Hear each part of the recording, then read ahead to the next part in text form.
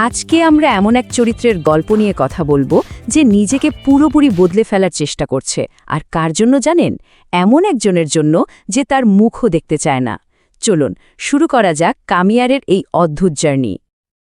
এই যে কথাটা শুনলেন, এটাই কিন্তু পুরো গল্পের টার্নিং পয়েন্ট। একটা লাইন যা একজন বেপরোয়া অহংকারী মানুষকে এমন এক আয়নার সামনে দাঁড় করিয়ে দেয় যেখানে সে নিজের ভাঙাচোরা রূপটা দেখতে বাধ্য হয়। গল্পের শুরুটা কিন্তু কোনো হ্যালো বা হাই দিয়ে হয়নি। শুরুটা হয়েছিল রাস্তার মাঝে, গাড়ির টায়ারের তীক্ষ্ণ চিৎকার আর দুটো মানুষের ভয়ঙ্কর এক সংঘর্ষ দিয়ে। আর এইভাবেই কিন্তু আয়রার সাথে কামিয়ারের প্রথম দেখা হয়, মানে যাকে বলে একেবারে ফায়ারি ইন্ট্রোডাকশন। কামিয়ার এক ধনী আর মাথা গরম যুবক সোজা এসে ধাক্কা দিয়েছে আয়রার গাড়িতে। তো বুঝতেই পারছেন, এটা কোনো মিট কিউট বা রোম্যান্টিক গল্পের শুরু না। এটা হলো একটা সরাসরি সংঘাত, যা প্রথম মুহূর্তেই তাদের সম্পর্কের ধরনটা ঠিক করে দেয়। গাড়িতে ধাক্কা দেওয়ার পর কামিয়ার কিন্তু সরি বলার ধার ধারেনি। উল্টো সে যেন একটা মিশন নিয়ে নামে আয়রার জীবনে জোর করে ঢুকে পড়ার জন্য। এখানে তার কাজগুলো যদি একটু খেয়াল করেন তাহলেই বোঝা যায় এটা কোনো রোম্যান্টিক অ্যাপ্রোচ না, এটা রীতিমতো হ্যারাসমেন্ট। ইউনিভার্সিটিতে পিছু নেওয়া, ভাইকে হুমকি দেওয়া, এমনকি সারা রাত বাড়ির বাইরে দাঁড়িয়ে থাকা, পরিষ্কার একটা প্যাটার্ন। এই কথাটাতেই আয়রার চরিত্রটা ফুটে ওঠে। সে কিন্তু কামিয়ারকে ঠিকই চিনে ফেলেছে। আর যখন কামিয়ার তার গাড়ি ভাঙে, আয়রাও ছেড়ে দেওয়ার পাত্রী নয়। সবার সামনে শটান গিয়ে কামিয়ারের গাড়ির টায়ারেই পাংচার করে দেয়। আয়রা কিন্তু বারবার তাকে ফিরিয়ে দিচ্ছে, কিন্তু তাতে কামিয়ারের জেদ যেন আরও বেড়ে যাচ্ছে। আর এই জেদই তাকে এমন একটা কাজের দিকে ঠেলে দেয় যার পরিণতি হয় ভয়ঙ্কর। কামিয়ার ভাবে টাকা দিয়ে বুঝি সব কেনা যায়, আর এই অহংকার থেকেই সে তার সবচেয়ে বড় ভুলটা করে বসে। নিজের বাবা মাকে প্রায় জোর করে নিয়ে সে সোজা হাজির হয় আয়রার বাড়িতে বিয়ের প্রস্তাব নিয়ে।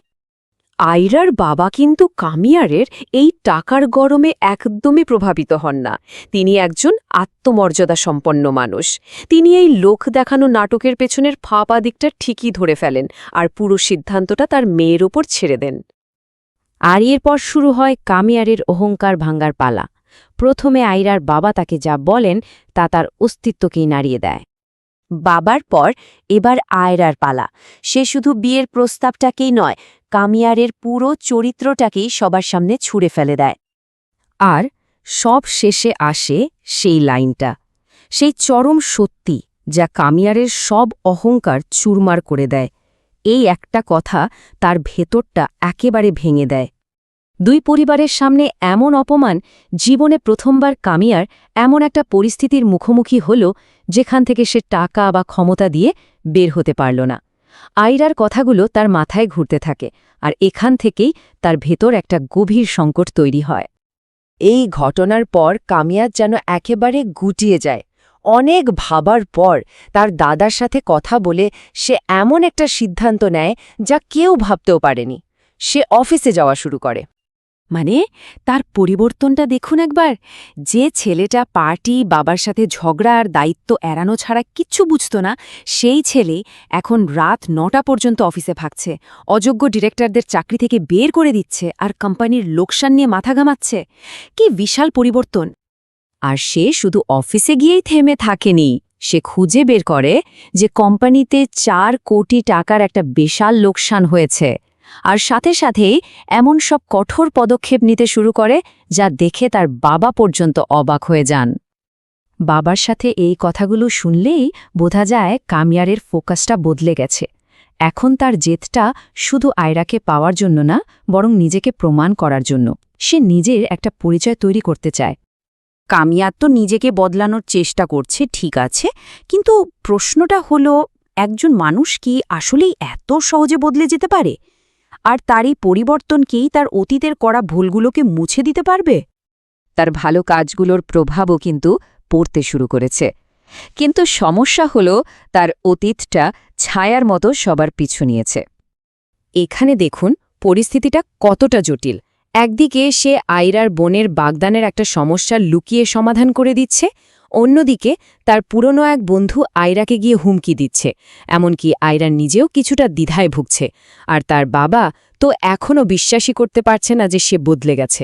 মানে ভালো কাজ করলেই যে অতীতের সব ঝামেলা মিটে যাবে তা কিন্তু নয়। কামিয়ার কিন্তু কাজ করে যাচ্ছে, আয়রা থেকে নিজেকে দূরে রেখেই। তবে তার বোনের বাগদানে সে ফুল পাঠায়। এটা তার মধ্যে আসা একটা বড় পরিবর্তন। এখন সে জোর করে কিছু করতে চাইছে না, বরং দূর থেকে নীরবে ভালো কিছু করার চেষ্টা করছে। কিন্তু দেখুন তার অতীতের প্রভাব এখনও কতটা শক্তিশালী। আয়রার বাবা তার মেয়ের হবু বরকে পর্যন্ত সাবধান করে দিচ্ছেন কামিয়ারের থেকে দূরে থাকতে। এটাই প্রমাণ করে যে বিশ্বাস একবার ভেঙে গেলে সেটা ফিরে পাওয়া কতটা কঠিন। মানুষ হয়তো বদলে যায়, কিন্তু তার পুরনো পরিচয়টা সহজে মুছে যায় না। এই পুরো ঘটনাটা আমাদের একটা বড় প্রশ্নের সামনে দাঁড় করিয়ে দেয়। একজন মানুষ যদি নিজেকে পুরোপুরি বদলে ফেলে, একটা ভালো ভবিষ্যৎ গড়ার চেষ্টা করে, সেটা কি যথেষ্ট? বিশেষ করে তখন যখন চারপাশের পৃথিবী তাকে তার বিষাক্ত অতীত দিয়েই বিচার করতে চায়। দ্য ডিবেটে আপনাকে স্বাগত। আজকের আলোচনার বিষয়বস্তু নাটকের চরিত্র কামিয়ার এবং আয়রার জটিল সম্পর্ক এবং তার থেকেও বেশি কামিয়ার এক নাটকীয় রূপান্তরকে ঘিরে। কামিয়ার যে একসময় ছিল বেশ বেপরোয়া এবং উগ্র, সে আয়রার প্রত্যাখ্যানের পর নিজেকে সম্পূর্ণ বদলে ফেলার এক পথ শুরু করে। আর এই যাত্রাই কিন্তু আমাদের আজকের আলোচনার কেন্দ্রে। মূল প্রশ্নটা হলো, কামিয়ারের এই পরিবর্তন কি সত্যিকারের আত্ম-উপলব্ধি থেকে আসা কোনো গভীর রূপান্তর, নাকি এটা আয়রাকে পাওয়ার জন্য তার পুরনো জেদ আর আবেশের একটি আরও পরিশীলিত এবং ক্যালকুলেটেড কৌশল? ঠিক তাই। আমি মনে করি এই পরিবর্তন সম্পূর্ণ আন্তরিক এবং তার গভীর আত্ম-উপলব্ধিরই ফল। আমি আমার আলোচনায় দেখাব যে সে কেবল আয়রার জন্য নয়, নিজের আত্মসম্মানের জন্য বদলাচ্ছে। আর আমি যুক্তি দেব যে এই পরিবর্তনের এই মুখোশের আড়ালে তার মূল চালিকা শক্তি, অর্থাৎ আবেশ এবং নিয়ন্ত্রণ করার মানসিকতা একই রয়ে গেছে। শুধু তার কৌশলগুলো এখন আরও সূক্ষ্ম হয়েছে। দেখুন, আমার অবস্থান বেশ স্পষ্ট। আমি বিশ্বাস করি কামিয়ারের রূপান্তরটি আন্তরিক। আয়রা এবং তার বাবার কাছ থেকে পাওয়া চরম প্রত্যাখ্যান আমার মনে হয় তার জন্য একটি আয়নার মতো কাজ করেছে। সেই আয়নায় সে নিজের যে রূপ দেখেছে তা তাকে ভেতর থেকে নাড়িয়ে দিয়েছে। তার পরিবর্তনগুলো দেখুন, সে পারিবারিক ব্যবসায় শুধু যোগী দেয়নি, রীতিমতো নেতৃত্ব দিচ্ছে। কারখানায় সৌরশক্তি স্থাপন, নতুন যন্ত্রপাতি আমদানি, শ্রমিকদের জন্য ভালো পরিবেশ তৈরি করা, এগুলো কোনো লোক দেখানো কাজ নয়। এগুলো দীর্ঘমেয়াদী পরিকল্পনা, যা একজন দায়িত্বশীল মানুষের পরিচয় দেয়। সবচেয়ে গুরুত্বপূর্ণ হল তার বাবা, যিনি ছিলেন তার সবচেয়ে বড় সমালোচক, তিনি এখন ছেলের জন্য গর্বিত। এটা প্রমাণ করে যে পরিবর্তনটা বাস্তব। আর সে যে আয়রার মূল্যবোধকে আত্মস্থ করছে তার সবচেয়ে বড় প্রমাণ হল দামি সাইবার ট্রাক বিক্রি করে দেওয়া। আয়রার একটি কথাই তাকে এটা করতে উদ্বুদ্ধ করেছে। এটা অনুকরণ নয়, এটা হলো অন্যের দৃষ্টিভঙ্গিকে সম্মান জানিয়ে নিজের জীবনযাত্রাকে বদলে ফেলার মতো একটা গভীর পরিবর্তন। এবং সবশেষে আয়রার বোন ফলকের সম্পর্ক জোড়া লাগাতে সে যেভাবে নিজে এগিয়ে গিয়ে ইশতিয়াকের সাথে কথা বলেছে, তা তার মধ্যে জন্ম নেওয়া দায়বদ্ধতা আর পরিণত বোধেরই পরিচায়ক। দেখুন, আমি আপনার কথার সাথে সম্মান রেখেই বলছি, কিন্তু আমার কাছে পুরো ব্যাপারটা একটা সাজানোর নাটক বলে মনে হচ্ছে। এই তথাকথিত রূপান্তর তার তীব্র আবেশেরই একটি বর্ধিত রূপ। তার পরিবর্তনের প্রতিটি পদক্ষেপ আয়রার দেওয়া একটা অদৃশ্য চেকলিস্ট অনুসরণ করে করা। আয়রা পার্টি যাওয়া, ধূমপান করা, মেয়েদের সঙ্গ অপছন্দ করে। কামিয়া সেসব ছেড়ে দিল। আয়রা একজন দায়িত্বশীল পুরুষ চাই, কামিয়া ব্যবসায়ী সেজে গেল। এটা কোনো স্বতঃস্ফূর্ত পরিবর্তন নয়, এটা শর্ত পূরণের একটি মরিয়া চেষ্টা। তার অতীতকে এত সহজে ভোলা যায় না। যে মানুষটি আয়রাকে অনুসরণ করত, তার গাড়ি পুড়িয়ে দিত, তার পরিবারকে হয়রানি করত, তার মানসিকতার মূল কাঠামো সীমানা লঙ্ঘন করার প্রবণতা কি এত সহজে বদলে যেতে পারে? আমার কাছে সবচেয়ে ভয়ের বিষয় হল তার নতুন কৌশল। আগে সে শক্তি প্রয়োগ করত আয়রার ওপর, এখন সে ইমোশনাল ব্ল্যাকমেল করছে নিজের পরিবারের ওপর। বিয়েতে রাজি করানোর জন্য নিজের বাবা মাকে সম্পত্তি দান করে দেওয়ার হুমকি দেওয়া, এটা কোনো পরিবর্তিত মানুষের লক্ষণ নয়। এটা তার পুরনো জবরদস্তিমূলক মানসিকতারই একটি নতুন প্রকাশ। তার সবকিছুর পেছনে উদ্দেশ্য একটাই, আয়রাকে পাওয়া এটা আত্মোন্নয়ন নয়, এটা হলো শিকার ধরার জন্য শিকারীর ছদ্মবেশ ধারণ। আমি বুঝতে পারছি আপনি তার উদ্দেশ্য নিয়ে প্রশ্ন তুলছেন। হ্যাঁ, এটা সত্যি যে আয়রার প্রত্যাখ্যানই ছিল এই পরিবর্তনের অনুঘটক বা ক্যাটালিস্ট, কিন্তু সব বড় পরিবর্তনের পেছনেই তো কোনো না কোনো শক্তিশালী কারণ থাকে। গুরুত্বপূর্ণ হল সেই পরিবর্তনটা শুরু হওয়ার পর নিজের পায়ে দাঁড়াতে পারছে কিনা। আমার মনে হয় কামিয়ারের ক্ষেত্রে ঠিক তাই হয়েছে। সে এখন নিজের কাজের মধ্যে এক ধরনের আত্মসম্মান খুঁজে পাচ্ছে। তার বাবা যখন তার কাজের প্রশংসা করেন, যখন ফ্যাক্টরির শ্রমিকরা তার সিদ্ধান্তে খুশি হয়, এই স্বীকৃতিগুলো তাকে নতুন করে বাঁচার রসদ দিচ্ছে। এটা এখন আর শুধু আয়রাকে পাওয়ার মধ্যে সীমাবদ্ধ নেই, এটা তার নিজের পরিচয় তৈরির লড়াই হয়ে দাঁড়িয়েছে। আপনার যুক্তিটি বেশ জোরালো, কিন্তু আপনি কি এটা লক্ষ্য করেছেন যে সে নিজেই স্বীকার করছে তার চালিকা শক্তি কি? সে যখন ইশতিয়াককে বলে প্রতিটি ফাইলে, প্রতিটি পাতায়, প্রতিটি মেশিনারিতে শুধু ওই আছে, এটা কি একজন সুস্থ ব্যবসায়ীর কথা, নাকি একজন আচ্ছন্ন প্রেমিকের প্রলাপ? মনোবিজ্ঞানের ভাষায় একে বলে অবসেসিভ অ্যাটাচমেন্ট। সে নিজেকে বদলাচ্ছে না, সে আয়রার জন্য নিজেকে একটি নিখুঁত প্রোডাক্ট হিসেবে তৈরি করছে। তার আত্মসম্মান এখন নিজের কাজের ওপর নয়, বরং আয়রার সম্ভাব্য স্বীকৃতির ওপর নির্ভরশীল হয়ে পড়েছে। এটা একটা খুবই বিপজ্জনক মানসিক অবস্থা। সে যদি আয়রাকে পেয়ে যায়, তারপর কি হবে? এই পুরো কাঠামোটা তো তাহলে ভেঙে পড়বে। আমি বিষয়টাকে অন্যভাবে দেখছি। আপনি যাকে অবসেশন বলছেন, আমি তাকে বলছি ফোকাস। জীবনে প্রথমবার সে তার সমস্ত শক্তি এবং মনোযোগ একটা নির্দিষ্ট লক্ষ্যে লাগিয়েছে। হ্যাঁ, সেই লক্ষ্যটা আয়রাকে কেন্দ্র করে, কিন্তু এর ফলে সে যা অর্জন করছে তা হল শৃঙ্খলা, দায়িত্ববোধ এবং কর্মদক্ষতা। সে তার ধ্বংসাত্মক শক্তিকে একটা গঠনমূলক খাতে প্রবাহিত করতে শিখেছে। আগে তার আবেগ তাকে দিয়ে গাড়ি পোড়াতো, এখন সেই একই তীব্র আবেগ তাকে দিয়ে ফ্যাক্টরি চালাতে সাহায্য করছে। এটা তো শক্তির রূপান্তর, যা খুবই ইতিবাচক একটা দিক।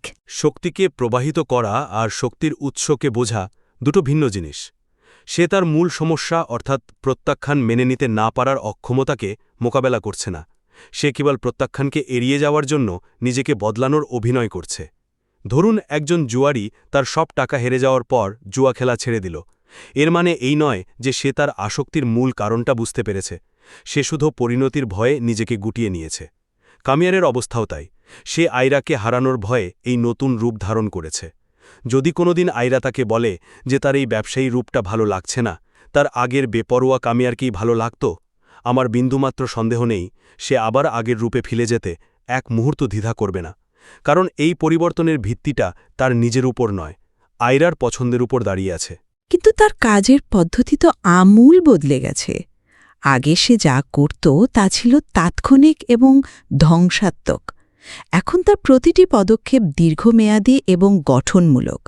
সে ফ্যাক্টরির জন্য নতুন মেশিনারি আনছে, পুরো সিস্টেমকে সোলারে কনভার্ট করার মতো ভবিষ্যৎমুখী পরিকল্পনা করছে। এগুলো তো আবেগ বা জেদের বশে নেওয়া সিদ্ধান্ত হতে পারে না। এর জন্য যে ধরনের ধৈর্য, পরিকল্পনা এবং দূরদর্শিতার প্রয়োজন হয় তা একজন অপরিণত জেদি মানুষের মধ্যে থাকে না। এটা একজন দায়িত্বশীল ব্যবসায়ীর পরিচয়। আপনি তার গঠনমূলক পরিকল্পনার কথা বলছেন, যেমন ফ্যাক্টরিতে সোলার প্যানেল বসানো। বাইরে থেকে দেখতে এটা খুবই ইতিবাচক, কিন্তু এই সুন্দর মোড়কের নিচে যে মানসিকতাটা কাজ করছে সেটা কি আদৌ বদলেছে? সে তো একই জবরদস্তির কৌশল এখন তার পরিবারের ওপর প্রয়োগ করছে।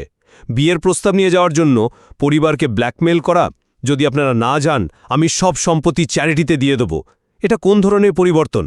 এটা তো স্বৈরাচারী মানসিকতা। তার পদ্ধতি বদলায়নি, শুধু প্রয়োগের ক্ষেত্র বদলেছে।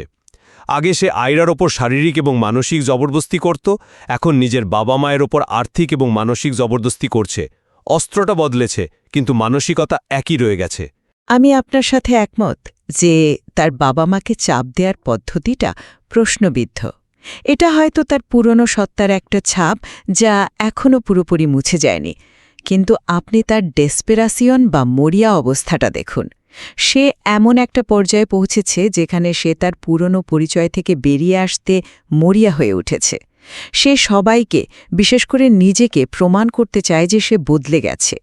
এই মরিয়া অবস্থা থেকেই হয়তো সেই ভুল পদক্ষেপটা নিয়েছে। এটাকে তার জেদের চেয়েও বেশি তার পরিবর্তনের তীব্র আকাঙ্ক্ষার প্রমাণ হিসেবে দেখা যেতে পারে। সে হয়তো ভেবেছে প্রচলিত পথে তার কথা কেউ বিশ্বাস করবে না, তাই তাকে একটা চরম পদক্ষেপ নিতেই হবে। সে ধৈর্যের সাথে কাজ করে যায়। সে বোঝে যে বিশ্বাস অর্জন করতে সময় লাগে।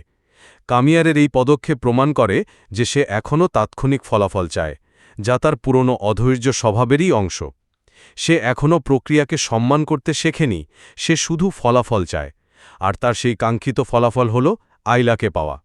এই ব্ল্যাকমেল করার ঘটনাটা আমার কাছে সবচেয়ে বড় প্রমাণ যে তার পরিবর্তনটা খুবই পৃষ্ঠস্তরীয় বা সুপারফিশিয়াল। ভেতরের মূল চালিকা শক্তিটা একই আছে। তাহলে ফলকের সম্পর্ক ঠিক করে দেওয়ার বিষয়টাকে আপনি কিভাবে ব্যাখ্যা করবেন? এই ঘটনায় তো তার কোনো প্রত্যক্ষ স্বার্থ ছিল না। সে নিজে ইশতিয়াকের কাছে গিয়েছে, নিজের ভুলের কারণে যে ভুল বোঝাবুঝি তৈরি হয়েছিল তার দায় স্বীকার করেছে এবং সেটা ঠিক করার চেষ্টা করেছে। একজন মানুষ যখন অন্যের ক্ষতিপূরণের জন্য নিঃস্বার্থভাবে কাজ করে, তখন সেটা কি তার ভেতরের পরিবর্তনের ইঙ্গিত দেয় না? এটা তো কোনো লোক দেখানো কাজ হতে পারে না, এর মধ্যে এক ধরনের প্রায়শ্চিত্ত করার চেষ্টা আছে। আমার কাছে এটাকেও একটা অত্যন্ত ক্যালকুলেটেড বা পরিকল্পিত পদক্ষেপ বলে মনে হয়। এটা লোক দেখানো আজই, তবে আগের চেয়ে অনেক বেশি বুদ্ধিদীপ্ত। আগে সে আয়রাকে দামি গাড়ি উপহার দিয়ে মন জয় করতে চাইত, যেটা ছিল একটা স্থূল চেষ্টা। এখন সে আরও সূক্ষ্ম পথে হাঁটছে। সে জানে আয়রার কাছে তার পরিবারের গুরুত্ব কতটা।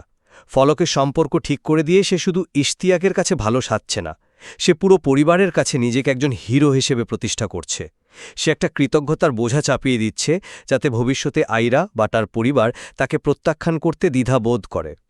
মনোবিজ্ঞানে এটাকে লাভ বম্বিংয়ের একটি উন্নত সংস্করণ বলা যেতে পারে, যেখানে শুধু উপহার নয়, বড় বড় ইতিবাচক কাজের মাধ্যমে অন্যকে মানসিকভাবে আবদ্ধ করার চেষ্টা করা হয়। কিন্তু সে তো নিজের ভুল স্বীকার করছে। সে ইশতিয়াককে বলছে যে তার জন্যই ফলকের জীবনে সমস্যা হয়েছে। নিজের ভুল প্রকাশ্যে স্বীকার করার জন্য যে পরিমাণ সৎ সাহস এবং আত্ম উপলব্ধি দরকার, তা কি একজন অভিনয় করা মানুষের মধ্যে থাকতে পারে? আমার মনে হয় না। সে জেনুইনলি অনুতপ্ত, আর এই অনুতাপ থেকেই সে নিজেকে শুধরে নেওয়ার শক্তি পাচ্ছে। তার এই পরিবর্তন শুধু আয়রাকে কেন্দ্র করে নয়, তার নিজের অতীতের ভুলের প্রতি এক ধরনের দায়বদ্ধতা থেকেও তৈরি হচ্ছে। মূল সমস্যাটা হল সে এখনও আয়রার নাকে সম্মান করতে শেখেনি। যখন আয়রা এবং তার বাবা তাকে চূড়ান্তভাবে প্রত্যাখ্যান করল, তার প্রতিক্রিয়া কী ছিল? অনুতপ্ত হয়ে সরে যাওয়া? না, সে নিজের পরিবারকে জিম্মি করে আবার তাদের দরজায় হাজির হয়েছে। তার পুরো পরিবর্তনটাই প্রত্যাখ্যানের প্রতিক্রিয়ায় তৈরি, প্রত্যাখ্যানকে গ্রহণ করার মানসিকতা থেকে নয়। যতক্ষণ পর্যন্ত একজন মানুষ অন্যের সীমানাকে, অন্যের নাকে সম্মান করতে না শিখছে, ততক্ষণ তার অন্য সব পরিবর্তনই অর্থহীন। সে হয়তো ভালো ব্যবসায়ী হতে পারবে, ভালো ছেলে হতে পারবে, কিন্তু সে কি একজন ভালো সঙ্গী হতে পারবে? আমার সন্দেহ আছে, কারণ সম্পর্কের মূল ভিত্তি হল পারস্পরিক সম্মান, যা সে এখনও শিখতে পারেনি। কামিয়ারের পথ চলার শুরুটা যে ভুল ছিল তাতে কোনো সন্দেহ নেই। তার আচরণ ছিল অগ্রহণযোগ্য। কিন্তু আমার মনে হয় তার বর্তমান কর্মকাণ্ড একটি ইতিবাচক এবং আন্তরিক পরিবর্তনের দিকে জোরালোভাবে ইঙ্গিত করছে। সে হয়তো এখনও পুরোপুরি নিখুঁত হয়ে ওঠেনি, কিন্তু তার চেষ্টাটা খাঁটি। সে শুধু আয়রার জন্য নয়, নিজের আত্মসম্মান এবং ভবিষ্যতের জন্য নিজেকে বদলাচ্ছে। আর এই কঠিন যাত্রায় তার ভুল ত্রুটিগুলোকে আমাদের হয়তো আরেকটু সহানুভূতির সাথে দেখা উচিত। আর আমার সারসংক্ষেপ হল, যতক্ষণ না কামিয়ার তার আবেশ এবং নিয়ন্ত্রণের মানসিকতার মূল কারণটি মোকাবেলা করছে, ততক্ষণ এই বাহ্যিক পরিবর্তনকে বিশ্বাস করা কঠিন। তার আচরণ এখনও প্রতিক্রিয়ামূলক এবং সম্পূর্ণভাবে আয়রা-কেন্দ্রিক, যা একটি সুস্থ মানসিকতার লক্ষণ নয়। সে ভালোবাসা এবং অধিকারের মধ্যে যে সূক্ষ্ম কিন্তু গুরুত্বপূর্ণ পার্থক্যটা রয়েছে, তা এখনও ধরতে পারেনি। তার এই তথাকথিত পরিবর্তন একটি কাচের ঘরের মতো, একটিমাত্র প্রত্যাখ্যানের আঘাতে যা যে কোনো মুহূর্তে ভেঙে চুরমার হয়ে যেতে পারে। এটা স্পষ্ট যে কামিয়ের চরিত্রটি অত্যন্ত জটিল এবং বহুমাত্রিক। তার রূপান্তর কি সময়ের সাথে সাথে আরও গভীর এবং স্থায়ী হবে, নাকি এটা সাময়িক? এই প্রশ্নটি দর্শকের মনেও ঘুরপাক খাবে। এবং হয়তো এই চরিত্রটি আমাদের এটাই শেখায় যে পরিবর্তন একটি দীর্ঘ এবং জটিল প্রক্রিয়া। এর পেছনের উদ্দেশ্যই শেষ পর্যন্ত নির্ধারণ করে দেয় সেই পরিবর্তনটা কতটা আসল বা নকল। চূড়ান্ত সিদ্ধান্ত দর্শকের বিবেচনার উপরই ছেড়ে দেয়া যাক। আজ আমরা মেরি জিন্দেগি হ্যায় তু সিরিজের প্রথম কয়েকটা পর্ব নিয়ে আলোচনা করব, যেখানে কামিয়ার আর আয়রার জটিল সম্পর্ক আর কামিয়ারের যে একটা নাটকীয় পরিবর্তন সেটা তুলে ধরা হয়েছে। তো যে বিষয়টা প্রথমে বলতে চাই সেটা হলো গল্পের গতি খুব দ্রুত। এটা দর্শকদের মনোযোগ ধরে রাখে ঠিকই, কিন্তু এর ফলে কিছু গুরুত্বপূর্ণ আবেগঘন মুহূর্ত যথেষ্ট গভীরতা পায় না। আচ্ছা, কিন্তু এটা কি নির্মাতাদের একটা সচেতন সিদ্ধান্ত হতে পারে না? মানে দর্শকদের একদম দম ফেলা সুযোগ না দিয়ে একটা রোলার কোস্টারের মতো অভিজ্ঞতা দেওয়ার চেষ্টা আর কি। অবশ্যই হতে পারে। আর প্রথম দিকে কিন্তু জিনিসটা কাজও করে, একের পর এক ঘটনা আসছে, একটা উত্তেজনা তৈরি হচ্ছে। হ্যাঁ, কিন্তু সমস্যাটা হয় তখন যখন ওই রোলার কোস্টার যাত্রায় আমরা চরিত্রদের সাথে ঠিকঠাক জুড়তেই পারি না। আবেগ দিয়ে। একদম। ধরুন গাড়ি পুড়িয়ে দেওয়ার মতো একটা ভয়ঙ্কর ঘটনা, এরপর দর্শক হিসেবে আমরা তো আয়রা আর তার পরিবারের ভয়টা আতঙ্কটা অনুভব করতে চাই। অবশ্যই। কিন্তু সেই ট্রমাটা ঠিকমতো দেখানোর আগেই গল্পটা লাফ দিয়ে চলে যায় কামিয়ারের ক্ষমা চাওয়ায়। আর তারপরই ফলকের সঙ্গে আয়রার বাগদানের ওই কনফিউজিং সাবপ্লটটা ঢুকে পড়ে। ঠিক, মনে হয় যেন প্লটের কিছু পয়েন্টে শুধু টিক চিহ্ন দেওয়া হচ্ছে, একটার পর একটা ঘটনা আসছে, কিন্তু ঘটনাগুলোর মাঝের যে স্পেস, যেখানে চরিত্ররা একটু শ্বাস নেবে, চিন্তা করবে, প্রতিক্রিয়া দেখাবে, সেই জায়গাটাই নেই। একদম। যেমন ধরুন ওই গাড়ি পোড়ানোর ঘটনার পর আয়রার পরিবারের যে স্বাভাবিকভাবেই একটা আতঙ্কিত অবস্থায় থাকার কথা, সেটা আমরা সেভাবে দেখতেই পাই না। ঠিক। যদি এমন একটা দৃশ্য থাকত যেখানে আয়রার বাবা পরদিন সকালে থানায় যাওয়ার জন্য তৈরি হচ্ছেন আর তার মা তাকে আটকাচ্ছেন, বলছেন যে ছেড়ে দাও, ওরা বড় লোক, ওদের সাথে ঝামেলায় গিয়ে লাভ নেই। হ্যাঁ, আর বাবা হয়তো উত্তরে বলছেন, তাহলে কি মেয়ের উপর হওয়া অন্যায়টা মুখ বুজে সহ্য করব? আজ গাড়ি পুড়িয়েছে, কাল তো অন্য কিছুও করতে পারে। এই ছোট্ট একটা কথোপকথনই কিন্তু তাদের অসহায়ত্ব, তাদের ভয়, ভেতরের দ্বন্দ্বটাকে অনেক বেশি বাস্তব করে তুলত। অথবা আয়রা নিজের অবস্থাটা, সে তো একজন ছাত্রী, এই ঘটনার পর তার পড়াশোনায় মন বসছে না, রাতে দুঃস্বপ্ন দেখছে, একা বাইরে যেতে ভয় পাচ্ছে, এই দিকগুলো দেখানোরও অনেক সুযোগ ছিল। কিন্তু গল্প এত দ্রুত পরের ঘটনায় চলে যায় যে মনে হয় আয়রা যেন আগের রাতের ভয়ঙ্কর ঘটনাটা বেমালুম ভুলে গেছে। এর ফলে চরিত্রদের মানসিক যন্ত্রণার গভীরতা কমে গিয়ে প্লটটা শুধু একটা ঘটনার সিরিজ হয়ে দাঁড়ায়। আর ফলকের সাথে বাগদানের ব্যাপারটা তো আরও অদ্ভুত। কামিয়ারের প্রতি আয়রা বা তার পরিবারের মনে যে একটা দ্বিধা বা অস্বস্তি রয়ে গেছে, সেটাকে আরও স্পষ্টভাবে ফুটিয়ে তোলা যেত। হ্যাঁ, যেমন ফলক হয়তো আয়রাকে একা পেয়ে জিজ্ঞেস করতে পারত, আমি জানি পরিস্থিতিটা খুব জটিল, কিন্তু তোমার কি সত্যিই মনে হয় ও বদলে গেছে, নাকি পুরোটাই ওর নতুন কোনো চাল? দারুণ পয়েন্ট। এই প্রশ্নগুলো শুধু গল্পের উত্তেজনা বাড়াত না, বরং আয়রার ভেতরের দ্বন্দ্বটাকেও সামনে নিয়ে আসত। দর্শক তখন ভাবত আয়রা এখন কি করবে। অর্থাৎ কিছু গুরুত্বপূর্ণ মুহূর্তের পর গল্পের গতিটা যদি কিছুটা কমানো যেত, তাহলে চরিত্রদের আবেগ আর তাদের সিদ্ধান্তের পেছনের কারণগুলো আরও বিস্তারিতভাবে দেখানোর সুযোগ তৈরি হতো। আর তাতে দর্শকরা চরিত্রগুলোর সাথে আরও বেশি একাত্ম হতে পারত, গল্পটাও শুধু ঘটনার যোগফল না হয়ে একটা মানবিক আখ্যানে পরিণত হতো। আর এই যে তাড়াহুড়ো করে গল্পটা এগোচ্ছে, এর সবচেয়ে বড় শিকার হয়েছে গল্পের নায়ক কামিয়ার। তার পরিবর্তনটা গল্পের কেন্দ্রবিন্দু, কিন্তু এই দ্রুতগতির কারণে আমাদের কাছে সেই পরিবর্তনটা একেবারেই হঠাৎ আর অবাস্তব মনে হয়। কিন্তু এই যে খারাপ ছেলের ভালো হয়ে যাওয়া বা লাভ রিডিমস এ ম্যান, এটা তো একটা খুব জনপ্রিয় ফর্মুলা। এখানে ঠিক কী কারণে ব্যাপারটা বিশ্বাসযোগ্য মনে হচ্ছে না? ভালো প্রশ্ন। দেখুন, কয়েকটা কথা মানুষকে ভাবতে বাধ্য করতে পারে। কিন্তু আমর পরিবর্তন? হ্যাঁ, একজন বেপরোয়া, জেদি আর প্রচণ্ড আত্মকেন্দ্রিক মানুষের আমূল পরিবর্তন ঘটাতে পারে না। গল্পে দেখানো হচ্ছে সে রাতারাতি অফিসে যেতে শুরু করেছে, বাবার ব্যবসা সামলাচ্ছে, বড় বড় সিদ্ধান্ত নিচ্ছে। কিন্তু এই পরিবর্তনের পিছনের যে মানসিক দ্বন্দ্ব, যে অনুশোচনা বা অভ্যন্তরীণ সংগ্রাম, সেটাই তো দেখানো হয়নি। তার এই ভালো মানুষ হয়ে ওঠার জার্নিটা বড্ড বেশি সরল। ঠিক, আমরা শুধু তার কাজের ফলাফলটা দেখছি, কিন্তু কাজের পেছনের প্রক্রিয়াটা দেখছি না।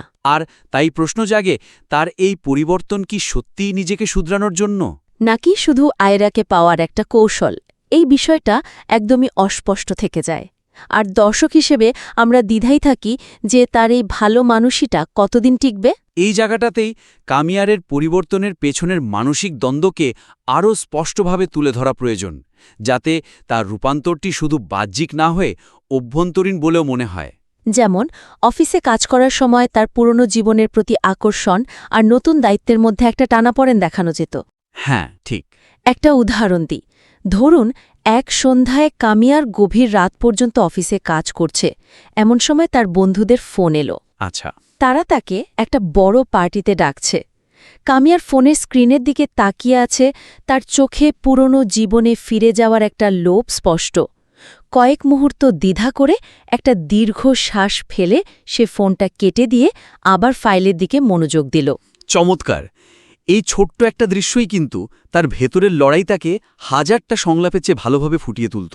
একদম। অথবা তার বাবার অবিশ্বাসটাকেও একটা চালিকা শক্তি হিসেবে ব্যবহার করা যেত। বাবা হয়তো অফিসে এসে তাকে তাচ্ছিল্যে সুরে বললেন, কি ব্যাপার, আজকে অফিসে এই নাটক আর কতদিন চলবে? আর উত্তরে কামিয়ার হয়তো কোনো কথা বলল না, শুধু চুপ করে রইল। কিন্তু তার চোখের ভাষায় যে কষ্ট আর নিজেকে প্রমাণ করার একটা জেদ ফুটে উঠবে, ওই নীরব মুহূর্তগুলোই তার চরিত্রকে অনেক বেশি গভীরতা দিত। আর তার দাদুর সাথে কথোপকথনের মাধ্যমেও কিন্তু তার অনুশোচনা আর নিজেকে বদলানোর কারণগুলো আরও ভালোভাবে তুলে ধরা যেত। কিভাবে? সে হয়তো দাদুকে একান্তে বলতে পারত, দাদু, আমি আয়নার সামনে দাঁড়ালে নিজেকে চিনতে পারি না। ওই লোকটা যে আয়রার বাবাকে সবার সামনে অপমান করেছে, তাকে আমার নিজেরই ঘৃণা হয়। আমি ওই মানুষটা হয়ে আর বাঁচতে চাই না। বাহ! এই ধরনের একটা স্বীকারোক্তি তার পরিবর্তনকে অনেক বেশি বিশ্বাসযোগ্য করে তুলত। এবং দর্শকের সহানুভূতিও আদায় করত। ঠিক তাই। কারণ এই সংগ্রামগুলো ছাড়া তার পরিবর্তনটা একটা ম্যাজিকের মতো মনে হয়, যা বাস্তবসম্মত নয়। আর যখন তার এই পরিবর্তনটাকেই মেকি মনে হয়, তখন গল্পের একটা আরও গভীর সমস্যা সামনে চলে আসে। আর সেটা হলো গল্পটা যেভাবে হয়রানি বা হ্যারাসমেন্টকে তুলে ধরেছে। একদম। এটা একটা খুব গুরুত্বপূর্ণ দিক। গল্পটি ভালো মেয়ের সংস্পর্শে খারাপ ছেলের ভালো হয়ে যাওয়া এই জনপ্রিয় ধারণাটি ব্যবহার করেছে, কিন্তু এটা করতে গিয়ে হয়রানি এবং মানসিক চাপকে স্বাভাবিক করে তোলার একটা ঝুঁকি তৈরি করেছে, তাই না? হ্যাঁ, এটা তো একটা খুব পুরনো এবং কিছুটা অলস ট্রোপ, যেন একটা মেয়ের দায়িত্ব হলো একটা ছেলেকে ঠিক করা। ঠিক। গল্পের শুরুতে কামিয়ারের স্টকিং, ফোন করে বিরক্ত করা, রাস্তা আটকানো, এমনকি গাড়ি পুড়িয়ে দেওয়ার মতো অপরাধমূলক কাজকেও এক ধরনের অপরিপক্ক বা তীব্র ভালোবাসা হিসেবে দেখানো হয়েছে। সে হয়তো পরে অনুশোচনা করে, কিন্তু তার প্রাথমিক আগ্রাসী আচরণকে পরোক্ষভাবে রোম্যান্টিসাইজ করার একটা চেষ্টা আছে। যেন তার ভালোবাসাটা এতটাই তীব্র যে সে ঠিক ভুলের বিচার করতে পারছে না। আর এর সবচেয়ে বড় প্রভাব পড়েছে আয়রার চরিত্রের ওপর। সে ভয় পাওয়া অবস্থা থেকে খুব দ্রুত কামিয়ারের প্রতি সহানুভূতিশীল হয়ে ওঠে। আর এটাই কিন্তু দর্শকদের কাছে, বিশেষ করে তরুণ দর্শকদের কাছে, একটা বিপজ্জনক বার্তা পৌঁছে দিতে পারে। কিরকম? বার্তাটা হলো আগ্রাসী আচরণ ভালোবাসারই একটা রূপ, এবং একে যদি সহ্য করে নেওয়া যায় তাহলে ছেলেটা একসময় শুধরে যাবে। এটা আসলে ভিকটিম ব্লেমিংয়েরই একটা পরোক্ষ রূপ। ঠিক এই জায়গাটাতেই গল্পের কাঠামোয় হয়রানির নেতিবাচক প্রভাবকে আরও গুরুত্বের সাথে দেখানো উচিত ছিল। আয়রার মানসিক অবস্থাকে আরও যত্ন সহকারে তুলে ধরা উচিত ছিল। হ্যাঁ, কামিয়ারের আচরণের কারণে আয়রার দৈনন্দিন জীবনে যে কি পরিমাণ প্রভাব পড়ছে তা বিশদভাবে দেখালে গল্পের সুরটাই অন্যরকম হতো। যেমন একটা দৃশ্য যোগ করা যেত যেখানে আয়রা মাঝরাতে দুঃস্বপ্ন দেখে চিৎকার করে জেগে উঠছে, অথবা সে পরীক্ষার খাতায় কিছুই লিখতে পারছে না, কারণ তার চোখের সামনে বারবার কামিয়ারের মুখটা ভেসে উঠছে আর হাত কাঁপছে। একদম। এই ছোট ছোট দৃশ্যগুলো তার মানসিক যন্ত্রণাকে দর্শকের কাছে অনেক বেশি বাস্তব করে পৌঁছে দিত। তখন দর্শক বুঝত যে কামিয়ারের ভালোবাসা আসলে আয়রার জীবনে একটা অভিশাপ হয়ে নেমে এসেছে। আর সবচেয়ে জরুরি হল কামিয়ারের পরিবর্তনটাকে দেখানো। তার ক্ষমা চাওয়াটা শুধু মুখে বললে হবে না, তার কাজের মাধ্যমে প্রমাণ করতে হবে যে সে সত্যিই বদলেছে। আর আসল পরিবর্তন তো সেটাই, যেখানে সে আয়রার মানসিক শান্তিকে নিজের পাওয়ারের ইচ্ছার চেয়ে বেশি গুরুত্ব দেবে। ঠিক। ধরা যাক কামিয়ার বুঝতে পারল যে তার উপস্থিতিটাই আয়রা এবং তার পরিবারের জন্য একটা মানসিক চাপের কারণ। তখন সে হয়তো নিজে থেকেই আয়রার জীবন থেকে দূরে সরে গেল। এটা একটা দারুণ আইডিয়া। সে হয়তো আয়রার বাবার কাছে গিয়ে বলতে পারে, আঙ্কেল, আমি বুঝতে পেরেছি আমার কারণে আপনাদের জীবনে কতটা ঝড় বয়ে গেছে। আমি আয়রাকে ভালোবাসি, কিন্তু তার মানে এই নয় যে আমি তাকে কষ্ট দেওয়ার অধিকার রাখি। আমি কথা দিচ্ছি, আমি আর কখনো আপনাদের সামনে আসব না যতক্ষণ না আয়রা নিজে থেকে আমাকে মন থেকে ক্ষমা করছে। বাহ, এই একটা পদক্ষেপই কিন্তু প্রমাণ করে দিত যে তার পরিবর্তনটা কতটা গভীর। এটা দেখাতো যে সে শুধু আয়রাকে পাওয়ার জন্য নাটক করছে না। বরং মানুষ হিসেবে সে সত্যিই বদলেছে। সে আয়রার ভালো থাকাটাকে সবচেয়ে বেশি গুরুত্ব দিচ্ছে, এমনকি যদি তার জন্য তাকে চিরদিনের মতো হারিয়েও ফেলতে হয়। আর এতে তাদের সম্পর্কটা অনেক বেশি সম্মানজনক এবং বিশ্বাসযোগ্য হয়ে উঠত। তাহলে আমাদের আজকের আলোচনার মূল বিষয়গুলো যদি এক জায়গায় করি, তাহলে দাঁড়ায় প্রথমত, গল্পের দ্রুতগতি কিছু আবেগঘন মুহূর্তের গভীরতা নষ্ট করছে। কিছু ঘটনার পর চরিত্রদের প্রতিক্রিয়া দেখানোর জন্য আরও কিছুটা সময় দেওয়া প্রয়োজন ছিল। দ্বিতীয়ত, কামিয়ারের চরিত্রের রূপান্তরকে আরও বিশ্বাসযোগ্য করার জন্য তার অভ্যন্তরীণ দ্বন্দ্ব, তার সংগ্রাম এবং অনুশোচনাকে আরও স্পষ্টভাবে ফুটিয়ে তোলা যেত। আর সবশেষে গল্পের যে মূল থিম, অর্থাৎ খারাপ ছেলের ভালো হয়ে যাওয়া, এটিকে আরও দায়িত্বশীলভাবে উপস্থাপন করার সুযোগ ছিল। একদম, যেখানে হয়রানির প্রভাবকে হালকাভাবে না দেখিয়ে আয়রার মানসিক কষ্টের দিকটা আরও গুরুত্ব দিয়ে তুলে ধরা হতো। ঠিক, এই বিষয়গুলো নিয়ে কাজ করলে আখ্যানটি শুধু জনপ্রিয়ই নয়, বরং আরও শক্তিশালী, অর্থবহ এবং প্রভাবশালী হয়ে উঠবে। কারণ একটা ভালো গল্প শুধু বিনোদন দেয় না, দর্শককে ভাবতেও শেখায়। আশা করি আমাদের এই পরামর্শগুলো আপনার কাজে আসবে। আপনার কাজের পরবর্তী সংস্করণটি পেলে আমরা আবার তা নিয়ে আলোচনা করতে আগ্রহী হব। আজকে আমরা যে গল্পটা নিয়ে আলোচনা করতে বসেছি সেটা মানে একেবারে সিনেমার মতো। আমাদের হাতে মেরি জিন্দেগি হ্যায় তু গল্পের বেশ কয়েকটি পর্বের প্রতিলিপি এসছে, আর সত্যি বলতে এটা শুধু একটা প্রেমের গল্প নয়। একদমই না, এটা বরং ক্ষমতা, অহংকার আর পরিবর্তনের এক জটিল আখ্যান। ঠিক, শুরুটা একটা নিউ ইয়ারের রাতের গাড়ি দুর্ঘটনা দিয়ে, কিন্তু তারপর যা যা হয় তা এক কথায় অবিশ্বাস্য। ঠিক তাই।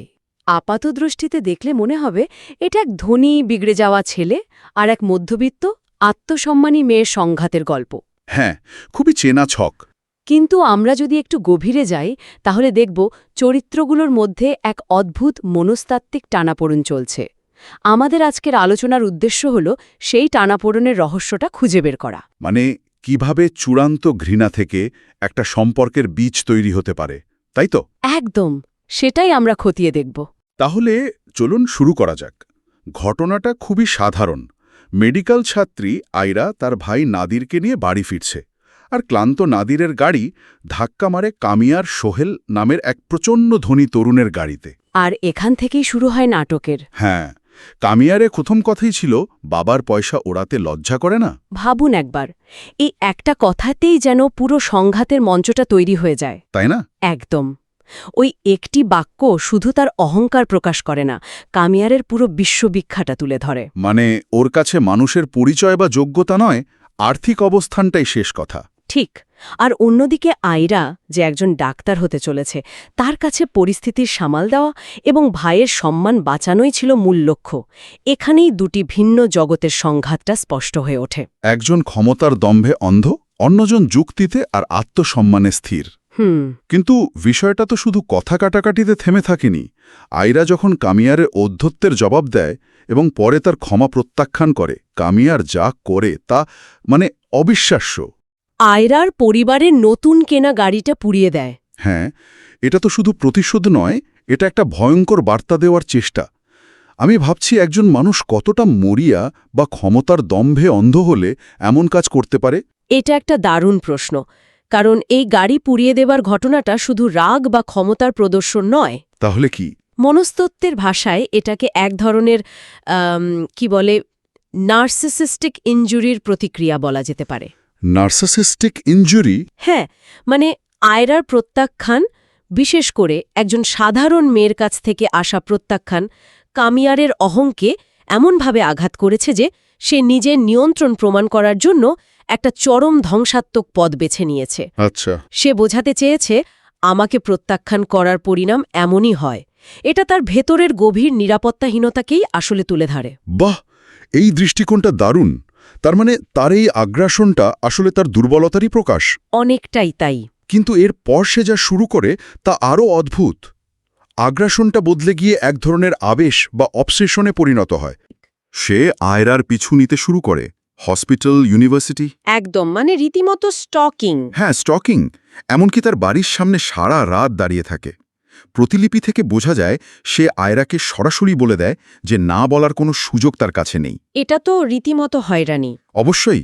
এটাকে কোনোভাবেই গতানুগতিক প্রেম বা অনুরাগের প্রকাশ বলা যায় না। এটা ভয় দেখানো, মানসিক চাপ তৈরি করা। যখন তার ব্রুট ফোর্স, মানে ওই গাড়ি পুড়িয়ে দেওয়ার মতো কৌশল কাজে লাগলো না, জি। তখন সে কৌশল পাল্টে ফেলল। আচ্ছা। তার ধ্বংসাত্মক শক্তিটা এবার কেন্দ্রীভূত হল একজনকে পাওয়ার জন্য। সে বোঝাতে চাইছিল, আমি তোমার জগৎটাকে এতটাই ঘিরে ফেলব যে তুমি আর অন্য কিছু ভাবতেই পারবে না। তার মানে আয়রার অনুভূতি বা সম্মতির চেয়ে তাকে জয় করাটাই বড় হয়ে উঠেছিল। একদম। আর এই জয় করার নেশায় সে যে কত বড় ভুল করতে পারে তার প্রমাণও আমরা পাই। হ্যাঁ, ওই ঘটনাটা। সে ভুল করে আয়রার বোন ফলকের বিয়েটা ভেঙে দেয়।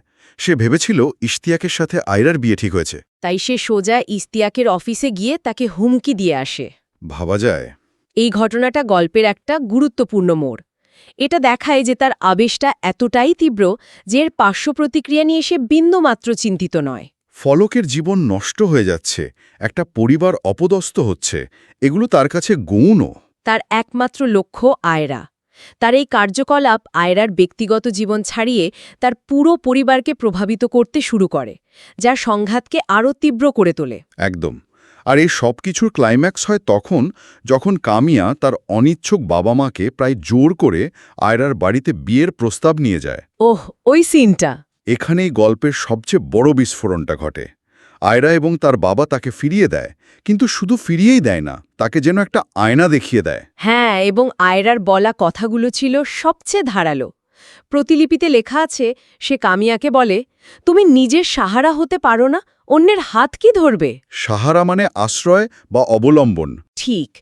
আয়রা বলতে চাইছে যে ছেলেটা এখনো নিজের পায়ে দাঁড়াতে শেখেনি, যে নিজের পরিচয়ের জন্য বাবার ওপর নির্ভরশীল, সে অন্য একজনের জীবনের দায়িত্ব নেবে কিভাবে? এটা কামিয়ারের টাকা বা ক্ষমতার উপর আক্রমণ ছিল না। না, এটা ছিল সরাসরি তার অস্তিত্বের উপর আক্রমণ। ঠিক তাই। তার বাবাও যখন বলেন যে বাবার পরিচয় আর টাকা ছাড়া তার নিজের কোনো যোগ্যতা বা সহজ কথায় কোনো অকাত নেই, তখন কামিয়ার প্রথমবারের মতো ভেঙে পড়ে। আমার মনে হয় এটাই গল্পের টার্নিং পয়েন্ট। হ্যাঁ, এই প্রথমবার আঘাতটা তার অহংকারের ওপর নয়, বরং তার পরিচয়ের ওপর এসে লাগে, এমন এক জায়গায় যেখানে তার বাবার টাকা তাকে রক্ষা করতে পারেনি। আপনি কি মনে করেন এই অপমানটাই তার পরিবর্তনের একমাত্র কারণ ছিল? আমি মনে করি এটা ছিল প্রধান অনুঘটক বা ক্যাটালিস্ট, তবে একমাত্র কারণ নাও হতে পারে। আচ্ছা। হতে পারে তার বাবার ব্যবসার ভেতরেও সমস্যা ছিল, যা তাকে নিজের দায়িত্ব নিতে বাধ্য করত, কিন্তু আয়রার প্রত্যাখ্যানটা ছিল একটা ব্যক্তিগত চ্যালেঞ্জ। সে কামিয়ারকে শুধু প্রত্যাখ্যান করেনি, তাকে অযোগ্য বলেছে। আর এই অযোগ্য তকমাটা সম্ভবত কামিয়ারের মতো একজন নার্সিস্টিক ব্যক্তিত্ব মেনে নিতে পারেনি। তাই তার পরিবর্তনটা শুধু ভালো মানুষ হওয়ার জন্য নয়, বরং নিজেকে যোগ্য প্রমাণ করার একটা মরিয়া চেষ্টা হিসেবে শুরু হয়। সে আয়রার ছুড়ে দেওয়া চ্যালেঞ্জটা গ্রহণ করে। আর এই পরিবর্তনটা কিন্তু বেশ নাটকীয়। যে ছেলেটা গাড়ি পোড়াচ্ছিল সে এখন পারিবারিক ব্যবসার হাল ধরেছে। হ্যাঁ, প্রতিলিপিগুলোতে দেখা যাচ্ছে সে কারখানার দুর্নীতিগ্রস্ত ইউনিয়ন লিডারদের মোকাবেলা করছে, নতুন মেশিন আনার পরিকল্পনা করছে, এমনকি পুরো ফ্যাক্টরিকে সোলার সিস্টেমে আনার মতো আধুনিক চিন্তাভাবনা করছে। ঠিক। এখানে একটা ইন্টারেস্টিং ব্যাপার লক্ষ্য করার মতো। তার ভেতরের আগ্রাসী এবং নিয়ন্ত্রণকামী শক্তিটা কিন্তু সারা হয়ে যায়নি। তাহলে শুধু তার প্রকাশের মাধ্যমটা বদলে গেছে। আগে সে এই শক্তিটা ধ্বংসাত্মক কাজে ব্যবহার করত, এখন সেটাকে গঠনমূলক দিকে চালিত করছে। ইউনিয়ন লিডারদের মোকাবেলা করাও কিন্তু এক ধরনের ক্ষমতার লড়াই, তাই না? লাইট। তার মানে তার মূল চরিত্রটা হয়তো বদলায়নি, কিন্তু সে তার শক্তিকে একটা ইতিবাচক পথে ব্যবহার করতে শিখছেন। হয়তো। আর সবচেয়ে বড় প্রতীকী পরিবর্তনটা হলো তার প্রিয় সাইবার ট্রাক বিক্রি করে দেওয়া। ও হ্যাঁ, যে গাড়িটা নিয়ে আয়রা তাকে কটাক্ষ করেছিল সেই গাড়িটাই সে বিক্রি করে দেয়, এবং সেই টাকা দিয়ে একটা বৃদ্ধাশ্রম তৈরির কাজ শুরু করে। এখন প্রশ্ন হলো, এটা কি আয়রাকে দেখানোর জন্য একটা লোক দেখানো পদক্ষেপ, নাকি সত্যিকারের পরিবর্তন? এখানেই তো গল্পের জটিলতা। আমরা তার বাহ্যিক পরিবর্তনগুলো দেখছি, ব্যবসা সামলানো, বৃদ্ধাশ্রম তৈরি, কিন্তু প্রশ্ন হলো, এটা কি সত্যিকারের আত্মশুদ্ধি? নাকি আয়রাকে জেতার জন্য আরও পরিকল্পিত একটি কৌশল? ঠিক, সে তার ধ্বংসাত্মক শক্তিকে এখন গঠনমূলক দিকে ব্যবহার করছে, কিন্তু মূল চালিকা শক্তিকে সেই একই, যা চাই তা পেতেই হবে। আগে সে জোর করে পেতে চাইত, এখন সে নিজেকে যোগ্য প্রমাণ করে পেতে চাইছে। কৌশল বদলেছে, লক্ষ্য হয়তো নয়। এ বিষয়টা ভাবার মতো। এদিকে কাম্যার যখন নিজেকে বদলাতে ব্যস্ত, তখন আয়রার জীবনেও একটা অদ্ভুত পরিবর্তন আসছে। কাম্যারের অনুপস্থিতিটা হ্যাঁ, কাম্যারের উপস্থিতি, সে কনস্ট্যান্ট হয়রানিটা হঠাৎ করে উধাও হয়ে গেছে। একটা শূন্যতা তৈরি হয়েছে। সে এখন অন্যদের মুখ থেকে কাম্যারে পরিবর্তনের গল্প শুনছে। এবং এই শোনা কথাগুলোই আয়রার মনে দ্বন্দ্ব তৈরি করছে। সে তার বান্ধবী আর ইশতিয়াকের কাছে শুনছে কাম্যার কিভাবে তার দাদির যত্ন নেয়, কিভাবে সে ফলকের ভাঙা সম্পর্ক জোড়া লাগানোর জন্য ইশতিয়াকের পরিবারের কাছে ক্ষমা চাইতে গিয়েছিল। যে মানুষটাকে সে একজন দানব হিসেবে চিনত, তার ভেতরেও যে একটা মানবিক দিক থাকতে পারে, এই ধারণাটাই আয়রাকে সম্ভবত দ্বিধায় ফেলে দিচ্ছে। প্রতিলিপি থেকে বোঝা যায় তার মনে কাম্যারকে নিয়ে যে ভয় আর ঘৃণা ছিল, তা ধীরে ধীরে এক ধরনের কৌতূহলে পরিণত হচ্ছে। এমনকি সে পরীক্ষার সময়ও কাম্যারের কথা ভেবে মনোযোগ হারিয়ে ফেলছে। যে তীব্র ঘৃণা দিয়ে সম্পর্কে শুরু হয়েছিল, সেই তীব্রতা এখন অন্য এক ধরনের অনুভূতিতে রূপান্তরিত হচ্ছে। এটা কি সম্ভব যে ঘৃণা আর ভালোবাসা আসলে একই মুদ্রার এপিঠোপিঠ? মনোবিজ্ঞানের দৃষ্টিকোণ থেকে তীব্র আবেগগুলো খুব কাছাকাছি অবস্থান করে। তীব্র ঘৃণা, তীব্র ভয়, এই আবেগগুলো যখন কমে আসে, তখন সেই জায়গায় অন্য একটি তীব্র আবেগ, যেমন আকর্ষণ বা কৌতূহল, জায়গা করে নিতে পারে। আচ্ছা, আয়রা কামিয়ারের যে রূপটা দেখেছিল, সেটা ছিল তার ক্ষমতার দম্ভ। এখন সে তার চেষ্টার রূপটা দেখছে। একজন মানুষের এই দুই রূপের পার্থক্যটা তাকে আকর্ষণ করছে, ভাবাচ্ছে। সে হয়তো অজান্তেই কামিয়ারের এই নতুন সংস্করণকে বোঝার চেষ্টা করছে। হয়তোবা। তাহলে আমরা যা দেখলাম তা হল একটি তীব্র সংঘাত থেকে শুরু হওয়া গল্প কিভাবে একটি গভীর আত্ম-অনুসন্ধান এবং পারস্পরিক পরিবর্তনের দিকে মোড় নিচ্ছে।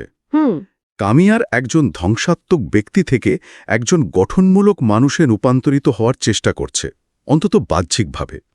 আর আয়রা, যে ছিল এই সংঘাতের শিকার, সে এখন সেই পরিবর্তনকে দূর থেকে পর্যবেক্ষণ করছে এবং নিজের অনুভূতির সাথে লড়াই করছে। কিন্তু এখানে আমাদের আলোচনার শেষে একটা বড় প্রশ্ন রেখে যাওয়া যায়। কি সেটা? যে পরিবর্তন একটি প্রত্যাখ্যানের আঘাত এবং নিজেকে প্রমাণ করার জেদ থেকে জন্মায়, তা কি সত্যি দীর্ঘস্থায়ী হয়? মানে এটা কি জেনুইনলি নিজেকে শুধরে নেওয়ার চেষ্টা, নাকি কাউকে পাওয়ার জন্য একটি নতুন, আরও উন্নত কৌশল? এটা একটা বড় প্রশ্ন। আর সবচেয়ে গুরুত্বপূর্ণ প্রশ্ন হল, যে সম্পর্কের ভিত্তিটাই তৈরি হয়েছিল ভয়ে, অসম ক্ষমতা এবং মানসিক নির্যাতনের উপর, সেই সম্পর্ক কি আদৌ কখনো একটি সুস্থ এবং স্বাভাবিক ভালোবাসার সম্পর্কে পরিণত হতে পারে? এই ভাবনাটাই হয়তো এই গল্পের মূল উপজীব্য, যা শ্রোতারা নিজেদের মতো করে ভাবতে পারেন।